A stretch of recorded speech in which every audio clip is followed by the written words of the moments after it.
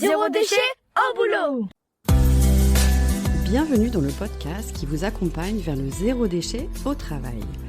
Vous êtes sensible à prendre soin de la planète, œuvrer pour diminuer les déchets à la maison, mais au travail c'est le désastre. Gâchis de papier, d'emballage, indifférence des collègues, vous vous sentez démuni face à l'ampleur de la tâche. Alors, bonne nouvelle, ce podcast s'adresse à tous ceux qui souhaitent avancer de manière positive et concrète dans une démarche de diminution des déchets en entreprise. Allez, place au sujet du jour. Bienvenue dans ce nouvel épisode de Zéro déchet au boulot, le podcast qui explore les solutions pour réduire nos déchets et même, et surtout, au travail. Aujourd'hui, on parle d'un objet du quotidien qui semble anodin, mais qui a un énorme impact sur notre planète, l'éponge. Saviez-vous qu'en France, plus d'1 milliard d'éponges jetables sont vendues chaque année? Et ce n'est pas sans conséquence. En effet, nous ne connaissons pas vraiment la composition des éponges, qui inclut souvent du plastique et autres produits chimiques. L'utilisation de l'éponge génère une pollution via les particules de microplastiques qui sont rejetées dans les eaux à chaque vaisselle. En fin de vie, vos éponges finissent incinérées ou en décharge après seulement quelques semaines d'utilisation. Heureusement, des alternatives existent. C'est ce qu'a compris Cécile Speisch, la fondatrice d'Isalo, une marque qui révolutionne notre façon de faire la vaisselle et bien plus. Cécile, merci d'être avec nous pour partager votre aventure et vos solutions zéro déchet. Merci beaucoup, je suis ravie d'être là avec vous. Bienvenue. Alors Cécile, avant de lancer Isalo, quel était votre parcours ? Alors moi, j'ai un parcours plutôt B2B, donc et dans le service. Donc j'étais déjà entrepreneur depuis une dizaine d'années, mais vraiment dans un secteur et sur une solution qui n'avait rien à voir, puisque j'avais un cabinet de conseil RH et j'ai toujours un cabinet de conseil RH. J'avais envie de me challenger, de partir sur d'autres choses, donc switch radical vers du B2C et on le verra, un B2B également, mais quand même, voilà, un produit en B2C. Donc voilà, c'était le grand saut pour passer à quelque chose de totalement différent en termes d'entrepreneuriat. Et bravo. Alors justement, est-ce qu'il y a eu Merci. un déclic précis qui vous a poussé à vous lancer dans l'aventure zéro déchet et plus spécifiquement sur les éponges ? Alors moi, j'ai toujours été très sensible aux enjeux d'impact environnemental et aussi social. Ça fait des années et des années que j'utilisais et que j'ai testé, je pense, toutes les marques existantes d'éponges lavables sur le marché. Et j'étais toujours assez déçue finalement en termes de praticité. Je suis intimement persuadée qu'en fait, l'écologie ne fonctionne que si on propose des produits qui sont tout aussi efficaces, voire plus efficaces que ce qui est moins vertueux. Et là, c'était pas forcément le cas pour moi, donc j'étais toujours un peu frustrée. Et puis un jour, ma grand-mère est arrivée. J'ai la chance d'avoir encore une grand-mère vivante qui fait du tricot, comme beaucoup de grand-mères, et qui est arrivée avec une sorte de carré en tricot et qui m'a dit, bah voilà, c'est une éponge, j'ai vu ça dans un magazine, donc tiens, je te donne ça, tu me diras.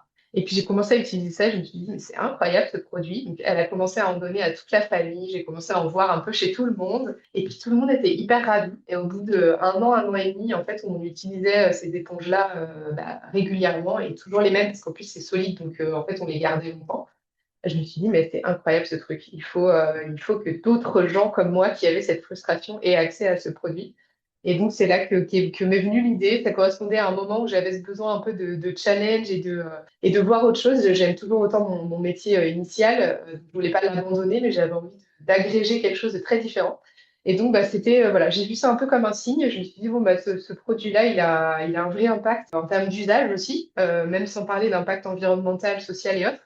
Et donc, voilà, allons-y et voyons ce que ça dit. Et donc, j'ai tiré ce fil-là, sans mauvais jeu de mots, et voilà, j'ai poursuivi un peu cette aventure. Et comme j'ai la chance de venir de la communication à la base en termes de formation, créer une marque et voilà, et un discours qui va avec, ça ne me faisait pas peur. Donc je suis partie là-dessus. Oui, bon. Beau challenge, bravo.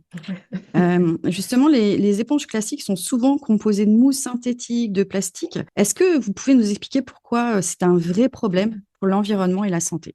La majorité des éponges aujourd'hui sont en plastique. Pour être absolument honnête, aujourd'hui, une partie de mes éponges sont aussi en polyester pour des raisons d'efficacité. Néanmoins, je pense que le plus gros problème avec le plastique, c'est les microplastiques donc, qui partent dans l'eau et notamment les éponges qui se désagrègent. et deux, le fait qu'on jette en fait des éponges et on est censé jeter en termes de microbes nos éponges toutes les semaines. Je pense qu'il y a beaucoup de gens qui ne le font malheureusement pas et ça pose d'autres soucis pour la santé qui ne sont pas liés au plastique, mais on pourra en reparler. Mais du coup, on jette en fait une quantité de plastique qui est énorme et qui en fait n'est pas recyclé. Donc toutes les éponges qu'on jette effectivement génèrent ce plastique-là. Et deuxième chose, à chaque fois qu'on fait la vaisselle avec une éponge qui s'effrite, et Dieu sait que j'en vois autour de moi un peu partout, en fait toutes les particules partent dans l'eau. Donc là, la volonté, moi, en créant ces éponges-là, déjà, un, c'est de faire de la R&D, et je suis en train de le faire sur plein de matières naturelles pour retrouver l'efficacité que j'ai sur les éponges que ma grand-mère a faites à la base en polyester avec des matières naturelles.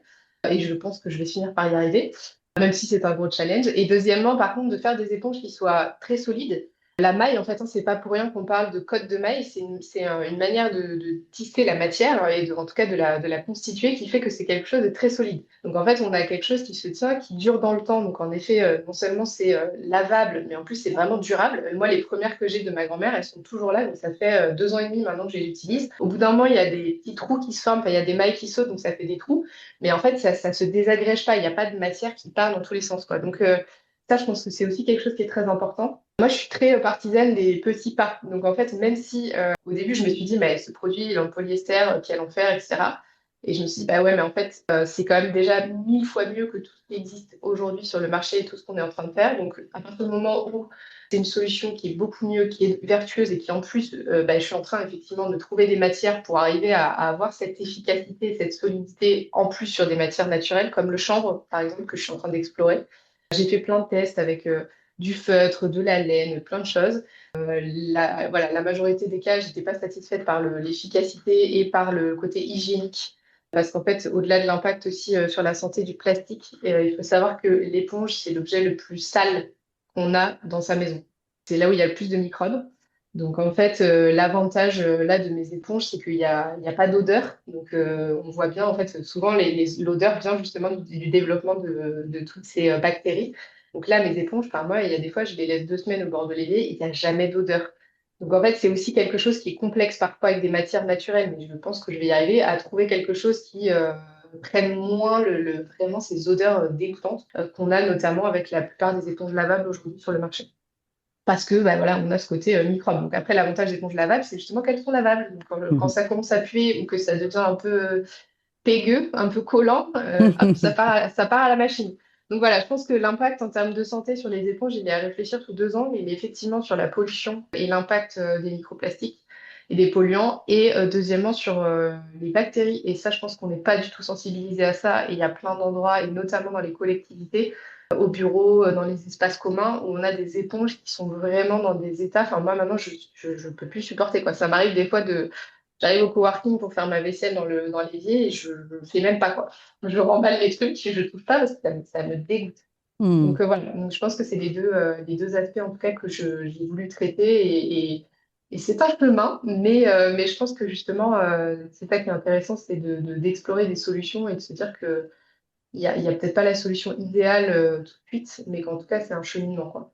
Alors, justement, vous avez expliqué que vos éponges étaient vraiment intéressantes parce qu'elles sont lavables, réutilisables et surtout durables. Est-ce que vous pouvez nous expliquer leur méthode de fabrication? Qu'est-ce qui les rend particulières? Qu'est-ce qui les rend uniques? Bah, en fait, c'est vraiment le tricot. Et c'est parti, bah, encore une fois, comme je disais, d'un hasard du fait que ma grand-mère tricote et qu'elle ait vu ce truc-là dans Marie-Claire Idée ou je ne sais quel magazine, voilà.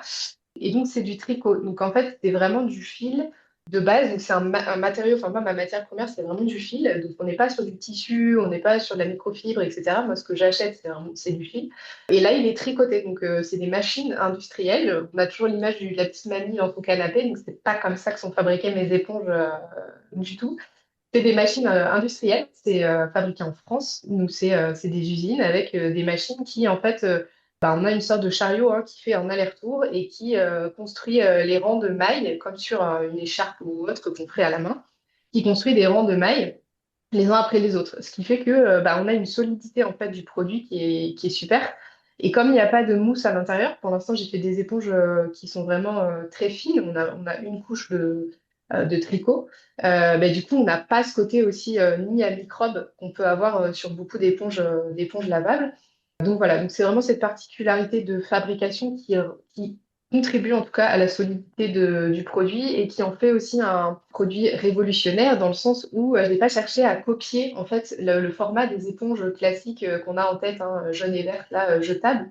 Parce que je pense que la vraie innovation, que ce soit en termes d'usage ou en termes environnemental, etc., elle vient quand on essaye de décentrer un petit peu et de se dire, bah, en fait, pourquoi est-ce que finalement le produit lavable, innovant, plus vertueux, etc., devrait coller finalement à ce qu'on avait avant? Est-ce qu'on peut pas justement aller vers des choses qui soient peut-être mieux en termes d'usage aussi et d'efficacité que ce qu'on avait avant? Donc j'ai vraiment cherché aussi à tirer ce truc-là en me disant, bah là, ce qui est intéressant, c'est justement que le format est différent. C'est plus fin, donc en fait, bah, quand on lave, je sais pas, moi je suis fan de vin, quand on lave des verres à vin avec une éponge classique, c'est l'enfer parce que c'est gros, on n'arrive pas avec sa main à passer dedans. Alors que là, c'est un produit qui est fin, donc en fait, pour laver à l'intérieur des verres, c'est top. C'est un produit qui est grattant naturellement parce qu'il y a de la maille et que la matière première est un peu abrasive, entre guillemets, mais sans rayer.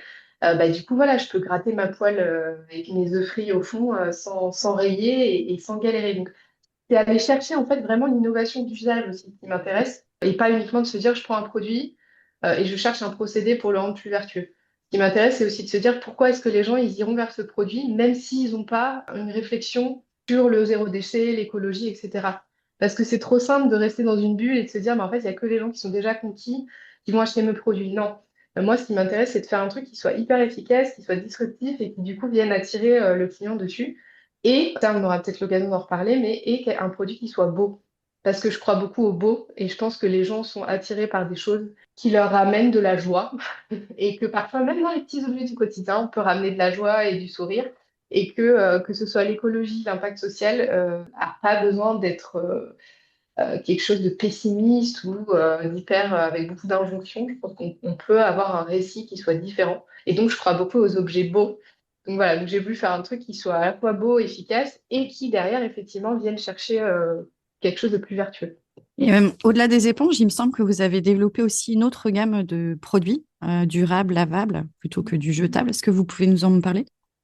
Ouais, en fait, j'ai fait une campagne Ulule au mois de juin dernier et j'étais en train de me retourner un peu le cerveau en me disant bah, comment est-ce que je peux arriver à retoucher des gens qui en fait étaient des early adopters et m'avaient déjà acheté des éponges.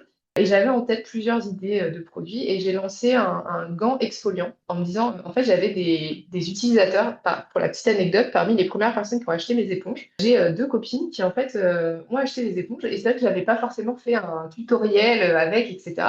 Et qui sont revenus vers moi en me disant ah, c'est génial et tout tes trucs, mes enfants ils adorent dans le bain. Et j'étais comment ça dans le bain? Qu'est-ce qu'ils font dans le bain tes enfants? Et en fait, bah, les enfants ils se lavaient avec et ils trouvaient ça génial parce que c'est vrai que c'est un peu doux et en même temps ça gratte, puis c'est rigolo. Enfin voilà. Donc je me suis dit ok, c'est marrant. Donc c'était un premier signal.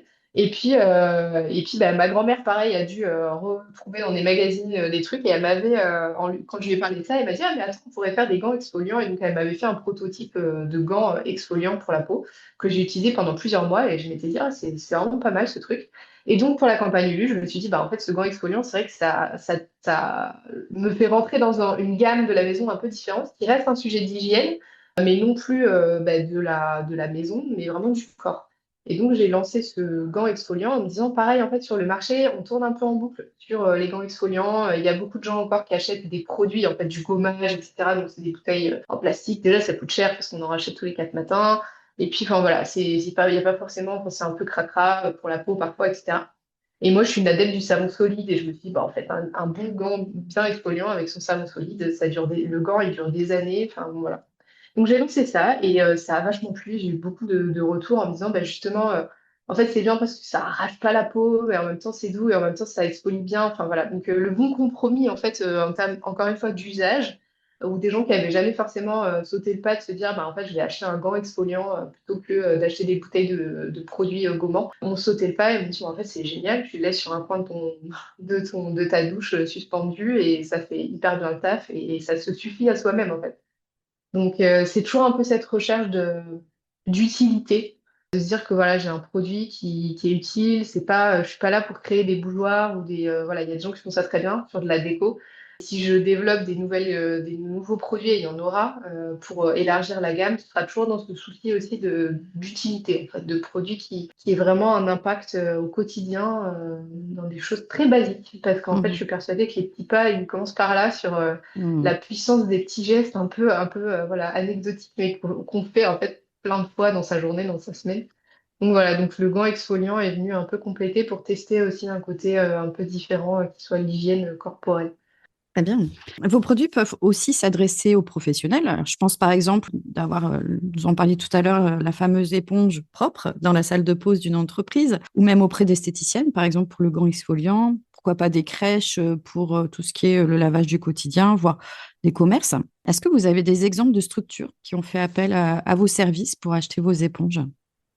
Oui, alors je suis en train c'est un démarrage sur la partie B2B, donc que je connais mieux parce que c'est quand même mon métier depuis 10 ans. C'est un démarrage, mais là, j'ai positionné donc, mes éponges notamment dans des coworking Mhm. parce que, en fait, encore une fois, dans les coworking, il y a un enjeu de volume, donc de solidité. Et puis souvent, il y a un enjeu de beau aussi, parce que souvent dans les coworking, c'est des cuisines un peu ouvertes, dans des espaces ouverts comme ça. Donc, on a envie d'avoir des objets un peu fancy. De plus en plus, les coworking, ils sont un peu jolis, un peu déco, etc. Donc voilà, donc ça c'est une première verticale, on va dire, que j'ai commencé à attaquer sur la partie coworking. En entreprise, moi, j'ai pas mal de clients avec qui je travaille depuis longtemps sur des enjeux RH et donc RSE également. Donc, l'idée, c'est aussi justement dans des entreprises de pouvoir, dans les cuisines, puisque souvent maintenant, il y a des cuisines partagées où les gens ont des micro-ondes, on peut se faire à manger, etc., de pouvoir mettre ces éponges-là. Et puis, le dernier filon, pour l'instant, que j'ai exploré en termes de B2B, c'est plutôt l'hospitalité, dans le sens gîte un peu, on va dire, luxueux, pas n'importe quel gîte, mais des gîtes un peu déco. Encore une fois, il y a plein de gîtes maintenant. De plus en plus, les gîtes sont sur des aspects très trendy, déco, etc. Donc, des professionnels qui, en fait, accueillent du public sur ces gîtes-là, qui, en plus, souvent, ont justement, commencent à avoir des engagements assez forts en termes de zéro déchet, et puis ont envie de faire découvrir, en fait, au-delà du lieu, un peu justement des produits, des choses comme ça, un peu qui sortent de l'ordinaire. Donc voilà, donc ça c'est un fil aussi que je suis en train de tirer, où effectivement mes éponges peuvent avoir du sens, peuvent être intéressants parce que ça s'intègre aussi dans un discours qui va dans ce sens-là. Et après, effectivement, le champ des possibles est assez large, comme c'est un Mhm. démarrage et qu'il y a en plus toute la partie B2C à gérer aussi sur les individus. J'avoue que ça y va petit pas par petit pas, mais je pense que sur le B2B, il y a un vrai sujet pour le voir en entreprise depuis de longues années. Arriver à proposer des choses simples, mais qui ont un impact assez visible. C'est un quick win, hein, quelque chose d'assez rapide et visible qui permet de mettre en lumière aussi les engagements de l'entreprise. Donc j'y crois pas mal là-dessus. Mhm.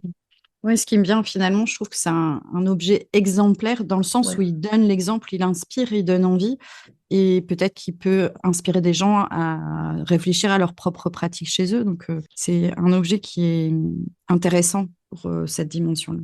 Clairement, et je Euh, pense que si on tire ce fil-là, j'ai même en tête aussi peut-être demain de pouvoir faire par exemple des cadeaux d'entreprise, parce que de plus en plus les entreprises ne font plus ce qu'on appelait goodies à l'époque et qui étaient voilà, des petits trucs un peu pourris avec beaucoup de plastique fabriqué très loin et qui ne servaient pas à grand-chose. Que les entreprises sont en train de se poser beaucoup de questions là-dessus et de revoir un petit peu la stratégie, mais néanmoins il y a toujours cette volonté d'offrir des choses hein, pour une Y raison à différentes parties prenantes ce type de choses, comme par exemple les couverts lavables, voilà, c'est dans cette tendance-là. Ça peut faire du sens aussi, voilà, d'arriver à avoir un branding personnalisable sur certains produits, les éponges, je ne sais pas, ou peut-être d'autres demain, mais d'en faire en fait un cadeau d'entreprise aussi qui ait du mhm. sens et qui justement puisse ensuite atterrir chez les collaborateurs ou les partenaires et autres. Alors justement, dans le milieu professionnel, est-ce que vous trouvez que c'est facile de les convaincre de passer au lavable plutôt que jetable, même dans un cadre professionnel où l'hygiène est cruciale? Alors, c'est clairement pas facile. Il y a rien qui est facile dans la vie. Pas grand-chose, en tout cas sur ces sujets-là, je pense que pas grand-chose n'est facile. Mais c'est pas impossible. Ça dépend beaucoup en fait des processus et de la logistique qui est en place. Mais en fait, si on réfléchit bien, souvent dans les cuisines d'entreprise, il y a des torchons. Parce que bah en fait, il n'y a pas vraiment d'autre manière. Alors parfois c'est des petits papiers là, mais en fait c'est pas du tout pratique. Donc au-delà du côté hygiénique, souvent il y a quand même chez beaucoup de mes clients, il y a des torchons. Et donc, en fait, à partir du moment où il y a des torchons quelque part, ça veut dire qu'il y a une chaîne logistique pour laver les torchons. Donc, à partir du moment où il y a une chaîne logistique pour laver les torchons, bah, en fait, on peut laver les éponges tout comme on lave les torchons, et à peu près au même rythme. Donc, c'est un faux sujet. Alors, c'est parfois pratique pour arriver à se dire qu'on saute pas le pas et que c'est plus simple de jeter ses éponges à la poubelle. Mais en vrai, il n'y a pas vraiment de gros blocages, sauf à être vraiment. Alors après, il y a des milieux, par exemple les crèches, etc., où c'est d'autres réglementations, la restauration, enfin voilà, il y a des réglementations particulières où il y a certains tissus seulement qui sont autorisés, etc. Mais il y a plein d'endroits, et notamment en entreprise, où en vrai, il n'y a pas vraiment de no-go et c'est pas beaucoup plus compliqué à partir du moment où on a un système. Souvent, c'est les moyens généraux dans les entreprises qui gèrent ça, souvent des prestataires externes qui passent en fait plusieurs fois par semaine, tous les 2 jours en général, récupérer les torchons et en mettre des nouveaux. Donc à partir du moment où on a ce roulement-là, on peut faire la même chose avec beaucoup de choses et notamment les éponges. Donc en fait, c'est pas beaucoup plus. Je pense pas que ce soit vraiment beaucoup plus compliqué. Et en vrai, je pense que c'est plus économique. Parce que si, Mhm. alors, sauf les endroits où vraiment ils laissent pourrir les éponges pendant des semaines et des semaines et qu'à la fin c'est juste un petit bout de je ne sais quoi qui ressemble plus à rien et qui est absolument pas une éponge. Ou là peut-être c'est plus économique, parce qu'en fait ils jettent pour le coup pas souvent, mais en théorie, si on veut vraiment faire les choses correctement, c'est censé dans de la collectivité jeter son éponge tous les 2 jours. Enfin, vu les volumes, ça dépend du nombre de collaborateurs, mais dans une cuisine collective, clairement, l'éponge au bout de 2 jours, elle ne ressemble plus à grand-chose. Donc en fait, le fait de pouvoir laver, d'avoir peut-être voilà, une dizaine d'éponges et de pouvoir rouler par cuisine et de tourner comme ça, c'est quelque chose qui, je pense, au final, n'est pas si compliqué que ça. Donc, pour l'instant, je n'ai pas pris de gros freins là-dessus. C'est plus compliqué, par exemple, j'ai commencé à m'attaquer au démarrage au milieu du ménage, les sociétés de ménage chez les particuliers. Alors déjà, chez les particuliers, souvent, c'est les particuliers qui fournissent le Mhm. matériel. Il y a quelques sociétés où, en effet, c'est eux qui, justement, fournissent, etc. Et là, pour le coup, c'est un peu plus compliqué parce que je pense qu'il y a des habitudes qui sont très ancrées sur Mhm. le nettoyage, etc., avec des produits pas toujours hyper vertueux. Donc, c'est un petit peu plus compliqué. Mais en entreprise, pour l'instant, j'ai pas l'impression que ce soit très complexe. Cécile, j'ai une petite question sympathique. Si vous deviez écrire une lettre au Père Noël pour développer Isalo en 2026, qu'est-ce que vous lui demanderiez? Et en vrai, j'ai demandé beaucoup de choses au Père Noël déjà en 2025 et il m'a ramené déjà beaucoup de choses puisque je suis en train de potentiellement de m'associer à quelqu'un et je pense que ça, c'est le plus beau cadeau qu'on peut avoir quand on entreprend, de trouver Mhm.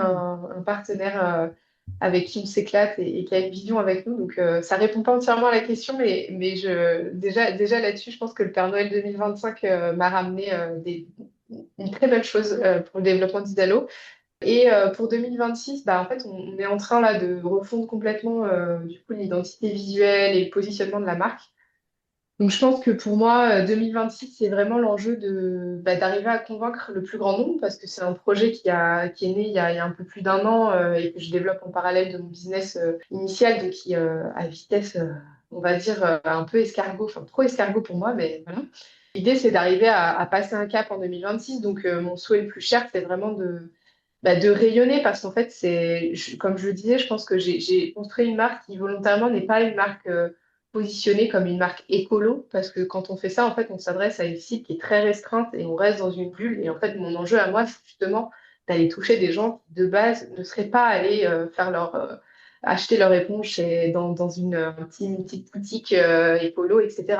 Donc, mon but, c'est d'aller toucher des gens qui seront sensibles à l'usage, à la beauté de l'objet. Donc, vraiment, ma lettre au Père Noël 2026, ce serait ça, ce serait de pouvoir rayonner auprès du plus grand nombre et d'atteindre une notoriété, une visibilité qui permettent de sécuriser l'avenir de la marque et de se dire que oui, ça va fonctionner, parce que j'ai plein de signaux jusque-là qui me le prouvent, une belle traction, etc. Mais il faut passer un cap supérieur et puis en termes d'impact, en fait, de me dire que oui, j'ai fait ça pour une bonne raison et qu'on a un impact derrière. Il y a ça. Et puis la deuxième chose, je pense, c'était justement, je disais que j'étais en recherche et développement sur des matières premières, sur plein de choses. Donc, c'est d'arriver aussi à aller un pas de plus sur le côté vertueux et efficace de mon produit et d'aller toujours plus loin sur l'excellence parce que je suis quelqu'un de très exigeant, ce qui est paradoxal parce qu'à la fois, je suis persuadée qu'il faut aller avec des petits pas et que tout se fait en mouvement. Donc, j'ai voulu me mettre en mouvement même si tout n'était pas parfait. Mais je suis quand même perfectionniste au fond. Donc, le souhait aussi au Père Noël 2026, ce serait d'arriver à aller encore plus loin en termes d'exigence voilà, du côté vertueux du produit, peut-être d'aller sur voilà, d'autres gammes et de faire quelque chose qui soit encore plus impactant en termes de produits et de services rendus en fait à la société au global.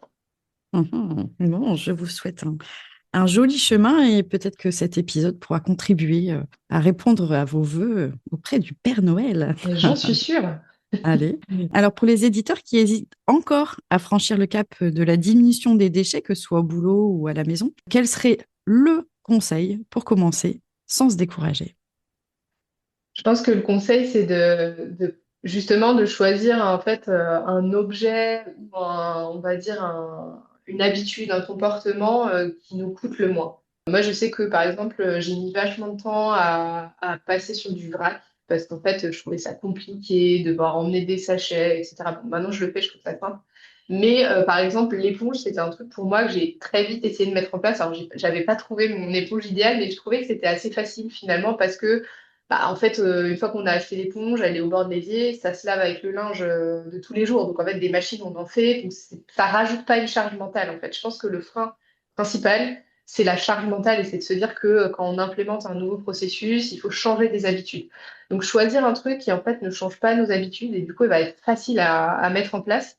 Je pense que ça, c'est le plus important. Et après, petit à petit, en fait, on va y venir et peut-être qu'on trouvera aussi des solutions. Finalement, on se dira, bah non, en fait, c'est pas beaucoup plus compliqué. Typiquement, sur le vrac, bah, une fois que ça roule, enfin, voilà, on trouvera. Moi, on a par exemple maintenant des boîtes qui font de la livraison avec des bocaux en verre où en fait on switch les bocaux. Donc il n'y a pas besoin de prendre ses propres sachets, ses propres contenants et de se déplacer. Et pour autant, c'est zéro déchet, c'est dans des bocaux en verre et c'est consigné, on rend les bocaux et voilà. Donc c'est aussi de trouver les bonnes solutions qui en fait nous rajoutent pas de la charge mentale et nous simplifient la vie. Moi, je suis persuadée que si ça doit être douloureux, on ne tiendra pas dans la durée en fait. Donc il faut arriver à construire des solutions déjà à l'échelle sociétale et soi-même trouver ces solutions qui sont faciles, qui derrière bah, voilà, nous génèrent en fait justement plus d'efficacité, plus d'utilité, plus de facilité, tout en étant plus vertueux. Et ça existe. Donc voilà, c'est pas un idéal ou une utopie, c'est réel et c'est du quotidien. Donc vraiment bien choisir un truc hyper simple qui change pas vraiment fondamentalement le comportement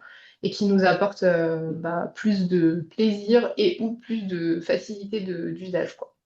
C'est une bonne phrase pour clôturer. Un énorme merci, Cécile, pour cet échange ultra inspirant. Je vous souhaite plein d'abondance pour Isalo. Merci. D'ailleurs, si vous voulez découvrir ou adopter les éponges Isalo, retrouvez-la sur mon site web, donc isalo, yzalo.fr et sur le compte Instagram Isalo officiel. Je mettrai tous ces éléments dans le descriptif du podcast. Donc, Cécile, je vous souhaite une excellente journée. Merci beaucoup. C'était un vrai plaisir de partager tout ça avec vous aujourd'hui. Eh bien, plaisir partagé. Et n'oubliez pas, chaque petit geste compte. Donc, remplacez une éponge jetable, parlez-en à vos collègues ensemble et faites bouger les lignes. À très vite pour un nouvel épisode de Zéro déchet au boulot. Au plaisir. Merci pour votre écoute. Je suis Sophie Free. Dans la vie, je travaille pour sensibiliser au développement durable. Et je parle notamment du zéro déchet. Pour cela, je propose des ateliers, des conférences, des formations professionnalisantes, un blog, Sophie au naturel, et je suis aussi auteure de livres sur le sujet. Retrouvez toutes mes informations sur le site sophie-o-naturel.fr. Au plaisir!